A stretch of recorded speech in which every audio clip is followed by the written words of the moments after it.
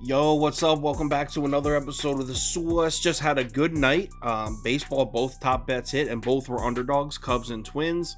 And NBA, I just went 4-0, swept Game 7. The only bet I placed that loss was that SGP, and that was like plus 1,500. Great night. Let's keep the momentum rolling into Tuesday. 15 MLB games to go through. Let's go. Welcome to the Source.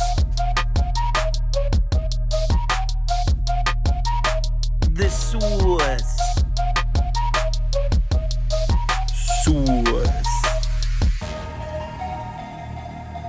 Hey, get the Source. First up, we got Rangers Tigers. Martin Perez pitching against Alex Faedo. Texas opens up as minus 140 favorites. Total opens up at 9. Let's take a quick look at the spreadsheet. According to the model, after 5 innings, we're looking at 3-2 Texas. Final score 5-4 Detroit, which makes sense because the Tigers bullpen has been outrageous lately. So at first glance, you see Martin Perez against Alex Faedo, and that looks to the naked eye like a massive starting pitching discrepancy in favor of the Texas Rangers. So why are they just minus 135 favorites here? Well, to start, Martin Perez is much more reliable at home than he is on the road. Plus, Perez has an awful history at Detroit through his lengthy career with an 0-4 record, 6.83 ERA, and a 1.69 whip. The current Detroit lineup, lifetime through 51 at-bats, has a 353 average and a 979 OPS against Martin Perez. So not only is Martin Perez shaky on the road to begin with, but Detroit is just a nightmare city for this dude. He just cannot pitch in this ballpark for whatever reason. Now, if this was the Tigers lineup from earlier in the season when they were hitting lefties, this would be an easy bet on Detroit, but it's actually right-handed pitching that the Tigers have been crushing. Over the last 2 weeks, Detroit's 9th in WRC plus against righties. During that same span, just 26th against lefties. On the other side, like I said, we got Alex Faedo, and he's certainly not great, but at the very least, he's been consistent. Through 4 starts, he's yet to allow more than 3 runs in a game, and both of his starts at home have been really solid, going 6+ innings and posting a 17-1 strikeout to walk ratio. On top of that, Faedo's got a 3.07 expected ERA and just a .74 whip. 0.74. This dude just doesn't give up hits. His main issue is when he does give up hits, he's susceptible to the long ball.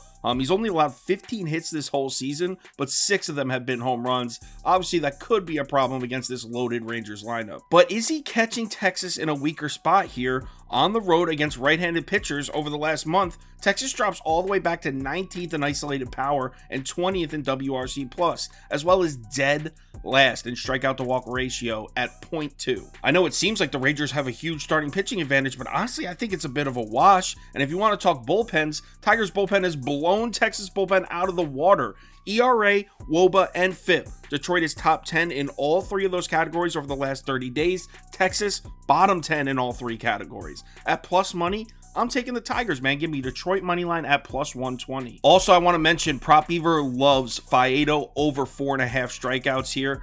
What are the odds? Minus 118. Minus 118 on FanDuel. Alex Faedo over 4.5 strikeouts at minus 118 on FanDuel. In his 2 home starts, he had 10 and 7. So yeah.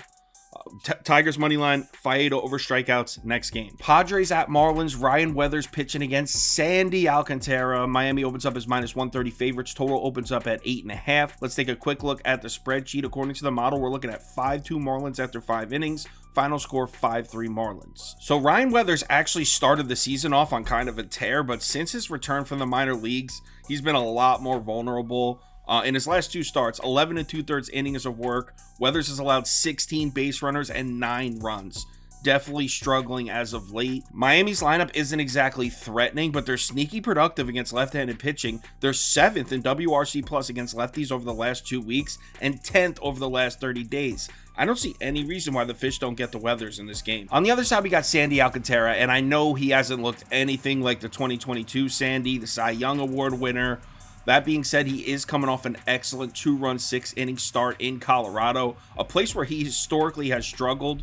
And it's not like the Rockies' bats are shit like they were last year. The Rockies have been hitting right-handed pitching, so that's truly a great start for Sandy. Now he returns to pitch in his best spot, at home and at night. This has been a must-bet spot for Sandy Alcantara dating all the way back to 2020, and despite having a brutal season this year, his 2 home starts at night, he's got a 1.80 ERA and allowing just a 250 WOBA and a 0.93 whip. So he's still been excellent in this spot at home at night. Also, keep in mind he's pitching against the Padres, who just don't score runs. San Diego's 20th in WRC plus versus righties over the last 2 weeks, 23rd over the last 30 days. They also have terrible career numbers against Sandy. Check this out. Through 82 career bats, this is the Padres bats lifetime against Sandy Alcantara. They have just a 592 OPS and just 2 home runs. Both of those home runs came from Juan Soto. In fact, if you remove Juan Soto, the rest of the Padres bats combined for a 122 average and a 517 OPS through 49 at-bats against Sandy Alcantara. That is awful. We all know Sandy Alcantara is much better than his numbers indicate this year. In a night home game, which is his best spot, with similar bullpens, the Marlins and Padres are pretty even bullpen-wise. And then with a Miami lineup that's drastically outperformed the Padres offense recently, how do we not bet Miami here? I'll lay the juice. So I'm looking Miami money line at minus 140. I'm also considering Padres team total under. I haven't 100% decided. Definitely betting the Marlins. I'll let you know for sure exactly what bet I'm placing on the live show tomorrow at 4 p.m. Next game. Guardians at Orioles. Cal Quantrill pitching against Kyle Gibson. Baltimore opens up as minus 150 favorites. Total opens up at 8.5. Let's take a quick look at the spreadsheet. According to the model, we're looking at 3-0 Baltimore after 5 innings. Final score 3-0 Baltimore. All right, so question. At what point do we just declare the Baltimore Orioles bats dead? In their last 5 games, 0 runs, 3 runs, 3 runs, 2 runs, 3 runs. Lefties, righties, doesn't matter. Cody Bradford pitched well against them. Andrew Heaney blanked them. Logan Allen blanked them. Baltimore just isn't hitting anybody right now. I know Cal Quantrill seems to be trending downwards recently. The White Sox just hit him up. Angels just hit him up. But as a whole, Cal's having an okay season. And want to hear some good news for Cleveland? Cal Quantrill actually has some good-looking career numbers against Baltimore. In his last 2 starts against the Orioles, he's got 10 innings pitched, just a 1.80 ERA and a 0.70 whip. The Orioles' current lineup, lifetime, is batting just 167 off Quantrill. Combine that with the fact that I don't trust Baltimore's bats at all right now, I think it's safe to say that this is a good spot for Cal to put up a good performance. But hold the phone, because on the other side, we got Kyle Gibson pitching, and he's coming off back-to-back gems. I mean, at Toronto 10 days ago, 7 innings pitched, 1 earned run. At Yankee Stadium 4 days ago, 7 innings pitched, 0 earned runs, just 2 hits allowed in that game. Kyle Gibson is absolutely dealing right now, and what's more impressive is both of those starts were on the road against good lineups. Kyle Gibson has a history of being a lot more reliable at home, and now he's back at home. Obviously, if you watch this channel, you know I don't trust the Cleveland lineup at all. So I want to lean Cleveland, but I can't, especially with Kyle Gibson pitching this well. But Cleveland's bullpen has been hot, so I'm actually looking under here. Whether I go first 5 under, 4.5, or full game under, I'm not sure yet. Maybe I'll split it up and bet a little bit on both. I'll let you know for sure on the live show, but I'm definitely going under of some sort. So I'll let you know tomorrow at 4 p.m. Next game. Brewers at Blue Jays. Adrian Hauser pitching against Mr. Kikuchi. Toronto opens up as pretty heavy favorites here, minus 175. Total opens up at 9.5. Let's take a quick look at the spreadsheet. According to the model, after 5 innings, we're looking at a 3-3 tie. Final score 6-3 Toronto. So we got a left-handed starter against the Milwaukee Brewers. Should we just stop the video and fade Milwaukee now? The Brew Crew are 29th in WRC plus versus lefties on the season, 30th over the last 30 days. The last 5 lefties to face the Brewers combined for an 0.88 ERA and a 1.18 whip and just 0.4 home runs through 9 innings. Straight up, the Milwaukee Brewers are the worst lineup in baseball against left-handed pitching right now, and I don't know if it's even close. Kikuchi is definitely having a bit of a brutal May, but he's also faced some stiff competition. Let's give him some credit. Through 5 starts, Kikuchi's pitched against Boston, Tampa, Pittsburgh, Atlanta, Baltimore. 4 of those 5 teams are in the top 10 against lefties, the lone exception being Pittsburgh, and he actually pitched a gem. He pitched great against Pittsburgh, so the 4 games where he struggled were all against top 10 teams against left-handed pitching. Against a Milwaukee lineup that can't hit lefties for shit, and that has barely ever seen Kikuchi lifetime, I think it's an excellent buy low spot for Kikuchi here. On the other side, we got Adrian Hauser, and I gotta say, this dude's been surprising so far.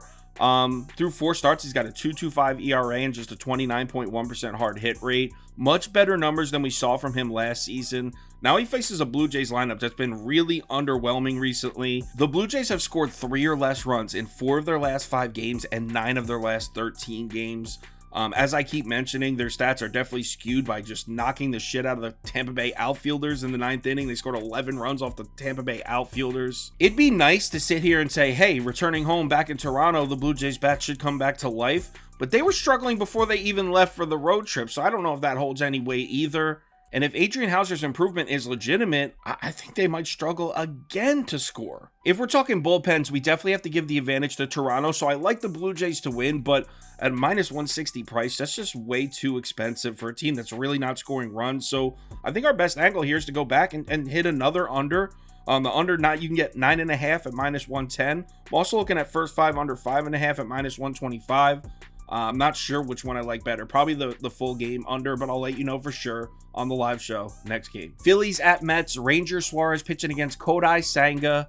Mets open up as very slight favorites here, minus 115. Total opens up at 8.5. Let's take a quick look at the spreadsheet. According to the model, we're looking at 6-2 Mets after 5 innings. Final score 8-5 Mets. I'm skipping this game for now. The Mets completely owned the Phillies last year, but I don't trust Kodai Senga at all. I know his numbers look a lot better at home, but I truly don't trust this guy. I also don't trust the Mets bats against a left-handed starter. And Ranger Suarez, look at this. Like, how do we bet this game? Ranger Suarez, 2 starts against the Mets last season, right? He came to Citi Field and pitched his ass off. 7 innings, just 3 hits, 0 earned runs. His other start against the Mets, he got completely shelled and was pulled in the 3rd inning. Like, just night and day difference. Really tough to get a read here. So I guess I would lean Mets, but it feels too much like a coin flip. So I'll say Mets or pass, but I'm probably not betting it next game. Reds at Red Sox. Ben Lively pitching against Brian Bello. Red Sox open up as heavy favorites here, suspiciously heavy, minus 205. Total opens up at 10. Let's take a quick look at the spreadsheet. According to the model, after 5 innings, we're looking at 3-0 Reds. Final score 4-1 Reds. Like I said, this price just seems crazy to me. I mean, Boston's just 7-11 in their last 18 games, as well as 2-5 in their last 7. And during those 7, they're averaging an abysmal 2.1 runs per game. So right off the bat, minus 200 for a team that isn't scoring runs just seems crazy to me. Meanwhile, on the other side, with Cincinnati, we're looking at almost the exact opposite. Boston's 2-5, not scoring runs in their last 7.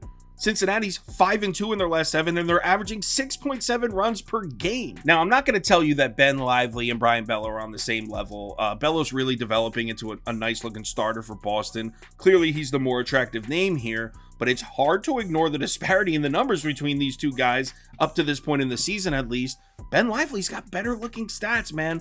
Lively owns a 2.65 ERA and just a 0.88 whip through 4 appearances so far. Both of his starts were great. He pitched well against the Yankees and the Cardinals. Both of those games were at home in Great American Ballpark, which is not an easy place to pitch. Now he heads on the road to Boston, a much more pitcher-friendly environment, to face the Red Sox lineup that's just 26th in WRC plus first right-handed pitching over the last 2 weeks, 28th over the last 7 days. I don't see why he doesn't put together another solid start here. The thing is, I don't know how much I trust the Reds bats to get to Bello. Like I said, I like Bello. He's been solid for 4 straight starts. He's definitely pitching a lot better now than he was a month ago. I know the Reds bats are hot, but I just don't fully trust them here. So originally I was thinking first 5 under, but you add on the fact that Cincinnati also has the bullpen advantage here. They've been outperforming Boston's bullpen for about a month now. So with this price, I'm down to take the shot. I'm gonna play the Reds. Give me Cincinnati money line at plus 165. Rolling with the dog here. Next game. Royals at Cardinals. Zach Greinke pitching against Miles Michaelis. Cardinals open up as big favorites here, minus 205. Total opens up at 9. Let's take a quick look at the spreadsheet. According to the model, after 5 innings, we're looking at 2-0 Cards. Final score 4-0 Cards. How could I possibly place a bet on this game, man? I mean, what the Cardinals did yesterday, it was so insanely unforgivable. I mean, the Cardinals just got blanked by the Royals bullpen without their 2 best arms. Guy named Mayers came in and threw 6 basically perfect innings. He ended up giving up 2 hits in the 7th, I think. But the Royals combined had a perfect game in St. Louis heading into the 7th inning with their bullpen. Absolutely insane. I literally said on YouTube, I don't care if St. Louis's bats are cold. This game at home against the Royals bullpen, there's no way they don't score runs. They got shut out. So what am I supposed to do here? It's Zach Greinke on the road, so obviously that's a fade. I want to be like, oh, Zach Greinke on the road. We got to bet against that. But how could I possibly consider going back to St. Louis here? Cards have scored just 13 runs combined in their last 6 games, barely over 2 runs a game. I guess I'll say under or pass, but most likely passing on this one. Cardinals can go to hell, honestly. Next game. Rays at Cubs. Shane McClanahan pitching against Kyle Hendricks. Tampa Bay opens up as big favorites here, minus 225. Total opens up at 7.5. Let's take a quick look at the spreadsheet. According to the model, after 5 innings, we're looking at 4-3 Rays. Final score 8-6 Rays. We're either going to look like geniuses or morons here, but we like the Cubs again today. They just picked up a nice plus money win for us. That was actually, I think, our top bet. Cubs over the Rays today. Here's the thing. The Rays at home are monsters. There's zero debating that. The Rays at home in Tampa Bay are savages. But did you know that Tampa's just 3-7 in their last 10 road games? And check this out. Ready for this? Tampa Bay on the season, they've played 11 road games against right-handed starters, right? 11 road games against righty starters. They've only managed to score more than 2 runs off those starters twice out of those 11. It's not being talked about, but the Rays on the road against a righty starter is a flat spot for them. The numbers don't lie. I also think we're getting Kyle Hendricks at a really good price right now. He was injured. He just came back to make his first start of the season last week, and he was absolutely terrible. The Mets lit him up.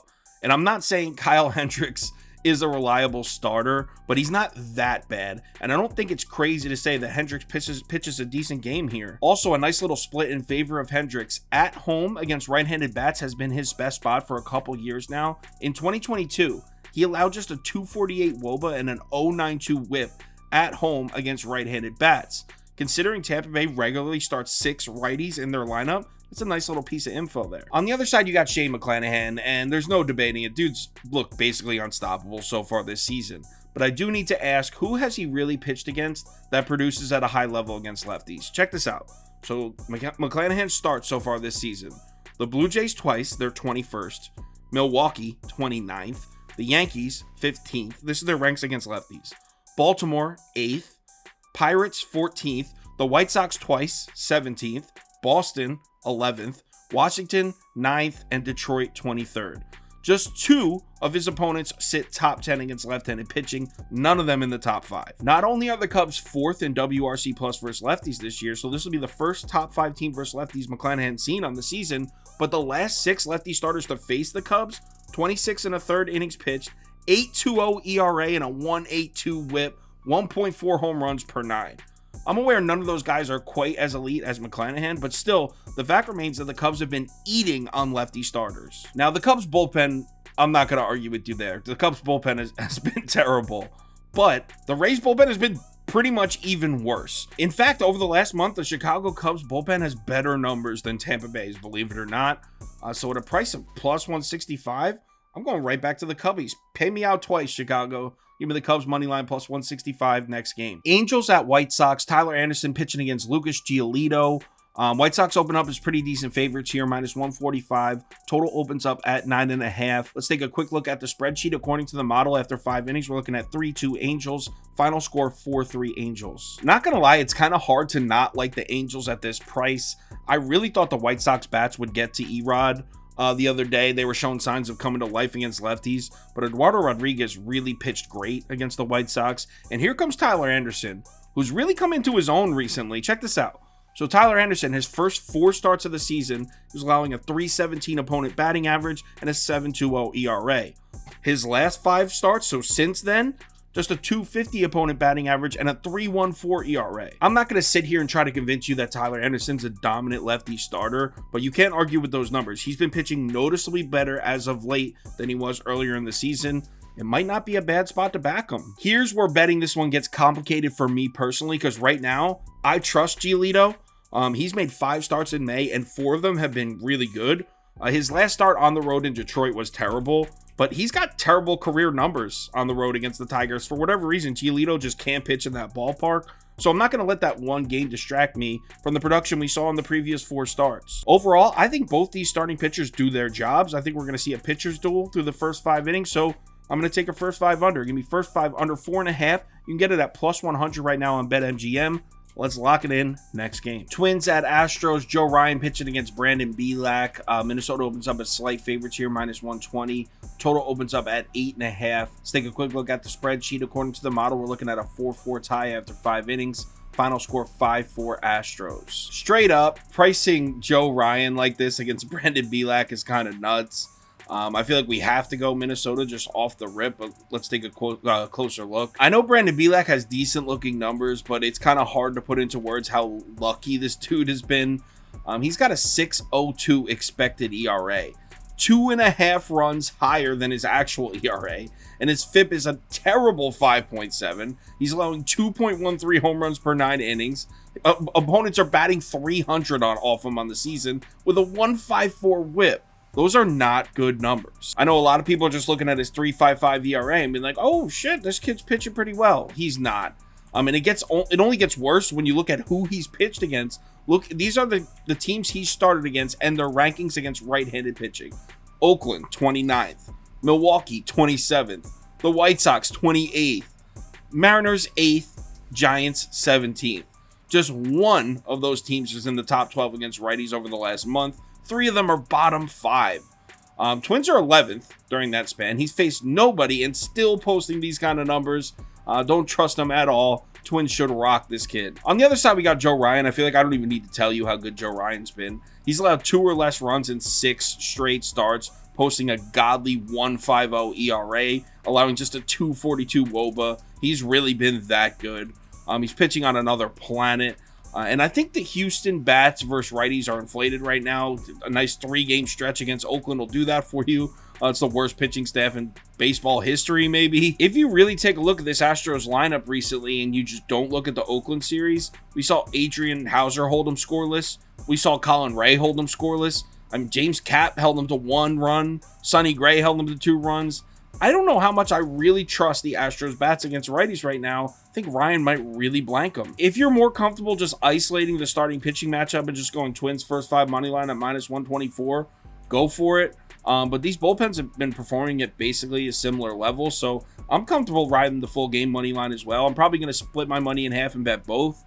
Twins first 5 money line to -124. Twins full game money line -116. Next game. Rockies at D-backs here. Kyle Freeland pitching against Zach Gallen.